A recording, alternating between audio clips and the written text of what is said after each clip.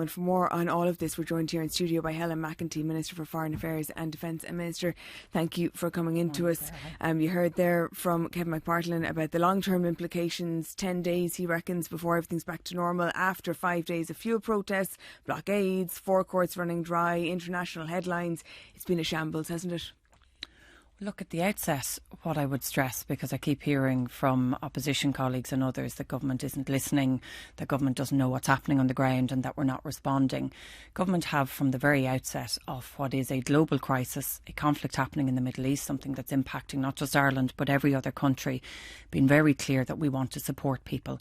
That's why the initial package of €250 million that was announced a couple of weeks ago, we said very clearly was initial, that we wanted to do more. And that's why before any protests started happening last week, you already had meetings happening between the Minister for Transport, with the hauliers, with those representatives of those organisations that are impacted. But you also had other meetings organised with their farming contractors and with farm organisations. So you were going to do more, but is the point here that you left it too late? I mean, Sinn Féin's Pearse Doherty, when you announced your initial package, warned it was a mistake to leave people with what he said were inadequate supports when the Dáil was going to rise for 20 days, leaving people, as he put it, high and dry. He's been proven right, hasn't he? Well, what I would say is we were one of the first countries to respond to, again, what is a global crisis. At the time, we have provided probably higher per capita to any other country in Europe, and the package that we are now announcing today, a cumulative package of almost €750 million, in fact more than €750 million, is the highest per capita in Europe. This is not just a put together package, as has been suggested again, I hear, by opposition. We have been engaging with those who are representative of our farmers, our contractors, our hauliers, our bus operators, our emergency services, our health services, to try and make sure that we're not just impacting one sector and supporting one sector, but you'll clearly see today, because of the reduction in excise for petrol and diesel, we know that this is impacting everybody. So people might say, why didn't we do this sooner? But this is a package of €750 million that we have put in place for people. Michael Collins said you're giving the most, but you're also taking the most. In what way? I mean, what we're doing here. So on the fuels. Again, I have to say, so there's this suggestion that government is profiteering because we have a carbon tax, because we have tax and excise on fuel. What we are providing in support for people is multiples every day of what has been taken in. So I have to push back on that, because that's an easy message to sell. Government's profiteering here. We are now at this stage, if you take into account the initial package, there was about €4 million a day being provided. There's multiples of that now being provided. Now, I'm not sitting here saying, isn't this great? Isn't this wonderful? This is a very difficult situation for everybody to be in. We now have obviously a negotiation over the weekend, which we'd hope would provide some progress when it comes to a permanent ceasefire. That hasn't happened yet. And what's even more frustrating is that last week, when the ceasefire came into play, we should have seen a reduction in the cost of fuel at our pumps. But because of blockades, because of what was happening, we haven't actually seen that, and it hasn't been passed on. So it's an extremely volatile environment that we're in on a global scale. We are trying to respond in the best way possible. Because we have an economy where we can provide this response. We are the highest in Europe in terms of what we are providing. But we know that this is still difficult for people. As you say, very volatile situation. Another rise in the price of oil today. The US is saying it's going to blockade the Strait of Hormuz. Some protests, as we've been hearing in the traffic news, continuing all around the country still. Will the government consider further measures before the budget, between now and the budget? I have to stress again. So firstly, we are today announcing cumulatively a package of almost €750 million. I understand. In response to what is a very volatile situation. The question is, will you do more between now and the budget? So you're asking me, before we've even voted on new measures, are we going to do more? Yes. We are introducing more than any other country has today to try and respond. We have said always we have to respond to the ongoing global situation, and without knowing what it's going to look like tomorrow, without knowing whether Trump will follow through on his statement that he's going to move ships into the Strait of Hormuz, which I believe would be absolutely dire and would not help with any ceasefire. We need to make sure that this is put in place and that this is supporting people as quickly as possible. And to your point, and to other points that have been made, when it comes to our farmers and our contractors, when it comes to what we're doing here now, it's not just 2 cent or 5.4 cent. Cumulatively, this is a reduction of 27 cent on litres per diesel, or for petrol per litre. It's 32 cent per litre per diesel, and it's 27.4 cent for our farmers, which is completely removing the excise on green diesel. You also announced yesterday a delay in an increase in the carbon tax, which was due to go up in May, after weeks of telling us that we need the revenue from the carbon tax for retrofitting and climate action measures. How is that going to be paid for now, all those things that we were told we needed the carbon tax increases for? Well, we still need them and we will still provide them. No doubt this is obviously going to mean a reduction in what we take in, but we're listening. I mean, it's fair to say, and I hope people hear that, we're listening, and that's why we're putting back and we are postponing the increase that was due to come into effect on the 1st of May. Okay, so that money that you're not going to bring in now, which is ring-fenced for retrofitting and climate change measures, where are you going to get that money from?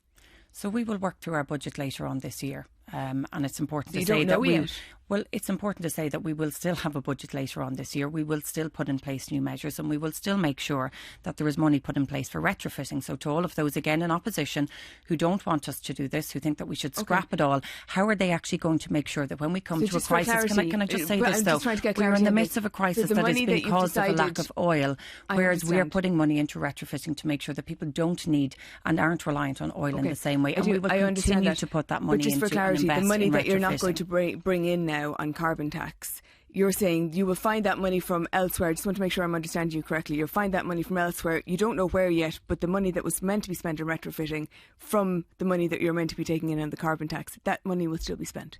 What I'm saying is, here and now, at a time when people are very clearly saying we need support and assistance, we are saying, OK, we hear you. We are going to delay an increase that was due to take into effect on the 1st of May. But will you still spend the same amount of money on retrofitting that you were planning? So I'm saying what we're doing now is we're postponing this, and what we do at a government level... What are you postponing? Are you postponing your spend on retrofitting then? So you're asking me to predict and to tell you exactly what's going to happen in our next budget. I'm not going to do that now. We're going to have a budget I'm not asking you later to do on that. this year. I'm asking you yes, to tell you are. me... What I'm saying is that we are now introducing... Minister, I'll make it really clear what the question is so we can try and get clarity on the answer. What I'm saying is you had plans to bring in X amount of money from carbon tax increases in May. You've now decided you're not going to bring in that money from carbon tax increase in May because you're delaying that carbon tax increase.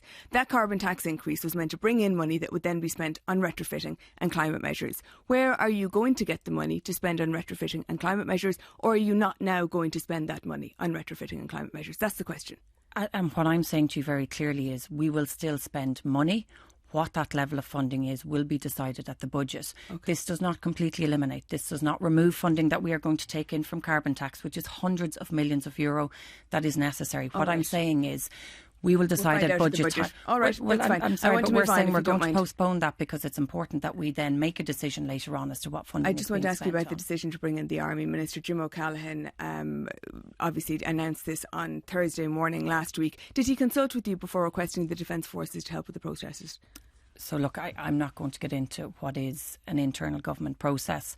I think what's important for people to know here is that the Gardaí have successfully removed a number of blockades, and they've done so with the assistance of the Defence Forces. There's a very clear process. It's the Gardaí that put in the C70 form. It's then sent to the Defence Forces who make a decision, and they support or not the Gardaí at that time. And what's very clear is that the Defence Forces have provided a level of support, and if they need it, if there's further support that's required. The Independent is reporting today that the official request, the first you heard of it, was the official request was put in. So the official request went in on Thursday morning. Was that the first you heard of it? Again, I'm not going to get into what our internal government process is. What I will say is that... It's a really simple question though. I mean, in terms of how government is working, surely the Minister for Foreign Affairs and Defence should be told if the Minister for Justice is going to request the Army to help in advance of the official request being put in. Well, I think with any kind of situation like this, what's clear is that we need to always make sure we're doing things in a most seamless way.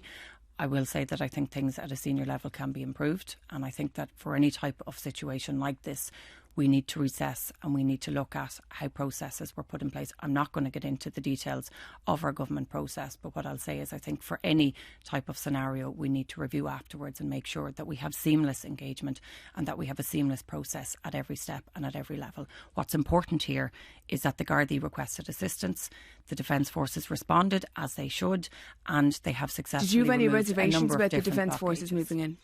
Again, these are operational matters. It is for the Gardaí no, to that's decide. about your own judgment. Did you have any reservations about the Defence Forces being requested or moving in? So again, I'm not going to question the request from the Gardaí, and I'm not going to question the response that was put in place to try and remove blockades. I do believe, and I'm very clear on this, as are my government colleagues, you cannot block critical infrastructure, which is what is happening, and we need to make sure that however really they were are able removed, to deal with that themselves, weren't they? And we had international headlines, very damaging international headlines, like Ireland was calling in the army to deal with protesters, and in the end I think it was 1 or 2 army trucks. Well, look, what we've seen, the Defence Forces provided support. Yes, it was not in every instance, and I think it's very clear that the Gardaí themselves were able to successfully remove blockades, but they requested the assistance. It is within the right of the Gardaí to put in that form. They put it in. The Defence Forces responded and assisted in a minimal way, and I think people can see that. But what's important here is that these blockades. What's important here is that these blockades were removed, and what's very clear is that the Defence Forces have certain capabilities that the Gardaí don't have, and that is why that request was put in. Okay, and just very finally, Minister, do you think there is going to be a change in how these decisions are made in future? I think with any situation like this, we need to review and we need to assess. We need to make sure that we have a very seamless system in place, but most importantly that we're able to respond to challenges as they emerge, and that's certainly something as a government that we look at. Minister Helen McEntee, thank you for joining us in studio this morning.